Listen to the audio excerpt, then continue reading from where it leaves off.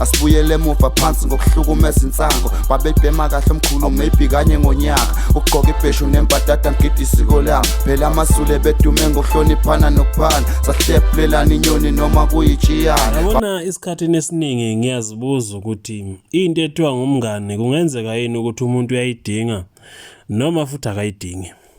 Okwenzeka ecaleni kaSenzo Meyiwa kuyohlala kuyindida futhi kuyohlala kuyimpica abadala usuku nosuku ebahlaleni ke baseningizimu Afrika. uTefo ongumunye kwabo advocate obekade ke khona ecaleni kaSenzo Meyiwa kuzokhumbuleka phela ecala kaSenzo Meyiwa ke abonke nje empeleni nje ke lapha ke ababusike noma abashushisi bombuso sebeshilo ukuthi ke bona esayidini ke labo nje ke lapha ke bestate sebeqedile ngakho konke bekufanele ke kwenzeke. Kodwa muva nje ke uTefo uselokhu ke uvule njalo umlomo futhi ke veza lokhu abantu abaningi acabanga ukuthi ke bayadinga ukuthi ke bekwazi. uTefo ongomunye kokhona kulela cala kaSenzo Meyiwa usekuvezile ukuthi kuMandisa ongumfazi kaSenzo Meyiwa ulazi ke lonke iqiniso ngokufa kwendoda yakhe. uTefo uqhubekile kwavulela kamafayela abantu abekade ke bengawalindile ngalesikhathi ke egeqa kamagula ecele nje ngecala ke lapha ke kabani kaSenzo Meyiwa.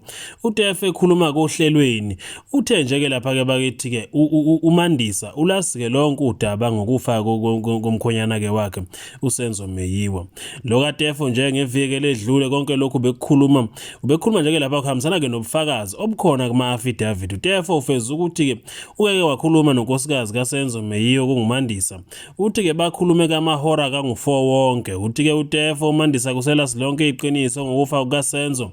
uthi uMandisa leli iqiniso walixoxelwa nguMthokozi Sithwala ongomunye kwaba besendlini ngesikhathi kubulawa ke umnumzane uSenzo Meyiwa.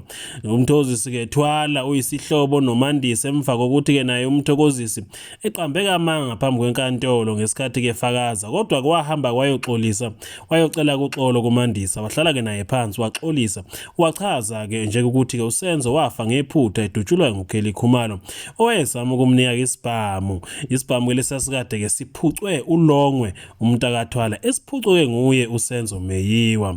Ngokusho kaMthokozi Sithwala uLongwe nje ke lapha ngokusho kaMthokozi Sithwala uLongwe Thwala wafika ke phethe ke isibhamu iR38 revolver special wafike kwama ngaphandle kwendlu wabeke waseke ebhalela ke intombi yakhe uZandi Khumalo washo wathi usesemnyango wamlanda noma kuyamlandela ke intombi bangena ke la kwakuhlala ke khona uSenzo Meyiwa noKelly Khumalo uDumelo Madlala uMthokozi Sithwala khona lapho uLongwe wabuza ke intombi yakhe ukuthi ke weZandi awungitshene phakathi kukaMthokozi Sithwala uDumelo Madlala ubani kahle kahle wena ojola naye phakathi kwalaba bantu. Wathi ke uZandi cha angijoli namuntu ke phakathi kwalaba bantu. Wasuka uLongwe waqhumisa ke isibhamu phezulu wasishaya futhi ke phansi wasuka kuSenzo kwabamba ke uLongwe wamphuca ke isibhamu wasinika ke uKelly.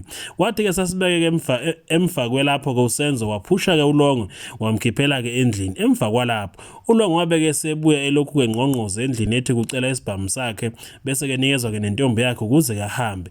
Ingaleso sikhathi ke khona uSenzo Meyiwa watshela ke uKelly Khumalo ukuthi letha lapha ke isibhamu wabe nje ke esesifuna ukusithatha ngoba ke ethi kufuna ukusinikeza bana ufuna ukusinikeza ke umnikazi waso okungulongwe ke Thwala. uSenzo Meyiwa wathi ke letha lapha ke isibhamu esavele ke saqhuma ethi kuyasithatha sithathwa nguKelly Khumalo ethi kusinikeza kuSenzo Meyiwa kwasiwa ukuthi uKelly Khumalo wayicofa kanjani ke itrigger le. uSenzo ke waqhashazela khona lapho wabeke seyashona same time. uMandisa uthi ke yena kade amxolela usisi Kelly Khumalo ngoba ke sewezwa ukuthi uSenzo walimala ngephutha naye uMthokozi Sithwala kuthiwa kungomunye wabese befuna ukuhlanza ke iqiniso kanje ngoKelly Khumalo noLongwe Thwala. uKelly Khumalo benolongo kuthiwa ke sebesicelele bona ukuthi bacela ukuzohlanza ke iqiniso ngaphambi kwenkantolo ngenxa ke ukuthi ke uKelly Khumalo benelongwe bazibhala ke izincwadi ezazifungelwe ezishoyo ukuthi ke uSenzo wabulawa ngabantu ababesendlini abameli ke bakubone kuyiphutha ukuthi ke bebabuyise bezochaza ke iqiniso ngoba ke phela lokho kuyobe sekusho ukuthi ke sebemosheke ama resources estate. Konke lokho bekuchaza nguadvocate uTefo obuye kwakuveza ukuthi kuseyazi nani nokuthi ke bonke laba abathintekayo ekufihlweni kobufakazi bokufa kaSenzo Meyiwa kuthiwa ke bamfuna ke efile.